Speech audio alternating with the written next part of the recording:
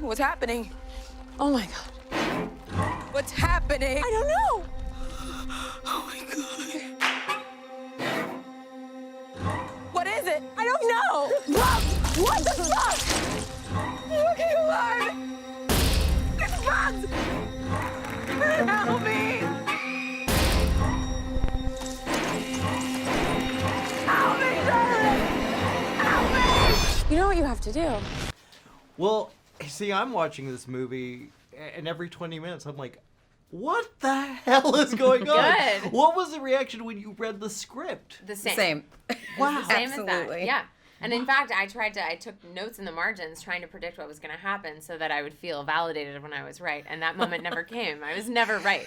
What are some of the things you thought? I mean, I thought it was a contagion situation. I don't want to list them because because they can give it away. Yes, but there were so many things, and I think that's what's brilliant about the trailer as well, if you can even call it that. It's not a plot trailer. It's giving you a sense of the vibe and tone and just the scope of the world. But I think the greatest thing is that people see that scene and they think, well, I guess the whole movie is spoiled. And when you get to that scene, you're like, wait, what? Yeah. We're here already? Yeah. What is coming? And so I think that's one of the things I love about it.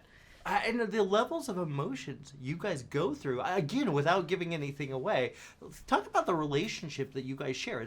It's kind of incredible to see on screen. Yeah, it's a really cool thing because you have these two women who ideally have known each other their whole lives without really knowing each other. You know, they've known of each other. And I mean, from Lizzie's perspective, I imagine her having Charlotte's picture on her wall because Charlotte was famous, you know, when she entered into the academy, and when they finally meet and they have this mutual admiration and respect, and it's someone who, you know, kind of knows everything you've been through already. Like, they were just able to connect on a way that is unexplainable, but I think when you have that connection with someone, you just kind of understand and get it, and it's not really labeled in the film. It's just an experience between these two women, and then they go on this amazing ride together.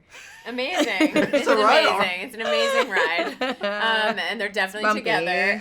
Yeah, I think as actors, it was such a unique experience in terms of its breadth. To your point, like, we got to do so much, and we got to see our characters in so many different situations, both like physical and logistical, but also emotional. That was amazing because in a movie, usually you're limited in that way. There's like that Aristotelian continuity of like action and location and time, and in this case, there was just so many different shades that we got to experience in our performances, and I hope we're successful with it because the movie calls on us to do all of that. It's so many different genres, and it seems to be different movements of the same story. And yes, that's the desired effect, is that every 20 minutes you're thinking. Well, I'll tell you right now, yes, you were successful. 100%. Good. You also had a level, obvious, this doesn't give out as much away, there's a heavy music element. Yes, that's true. How much did you guys know? How much did you guys actually play? Nothing. Before. Instruments. Yeah. Oh, you mean like we learned? Yeah, we were playing the cello. Oh, we okay. learned how to play the cello for it. Yeah. But before the film, like, neither one of us had ever, like, I had never even really touched the instrument. Yeah, I don't think I just knew that it was too special for me to go near. Like, in all of my, like, music class experiences, I was like, that looks very fancy. We had a lot of delicate. practice. I mean, we had a short period of time to really learn how to play this instrument that is, you know, So something that complicated. takes your whole life to really Yeah. learn. And we practiced separately. There's a duet that we learned a duet together. And Oh yeah, there's a duet. there's a duet, all right.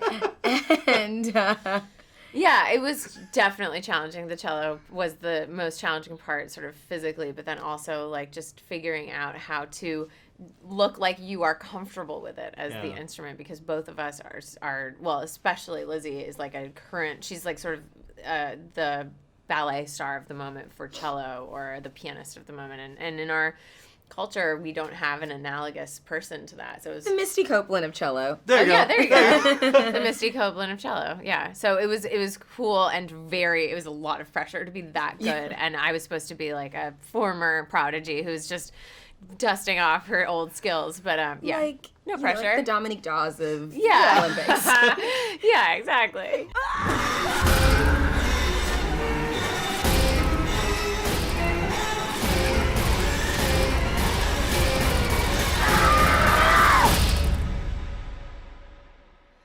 Well, you know what happens now.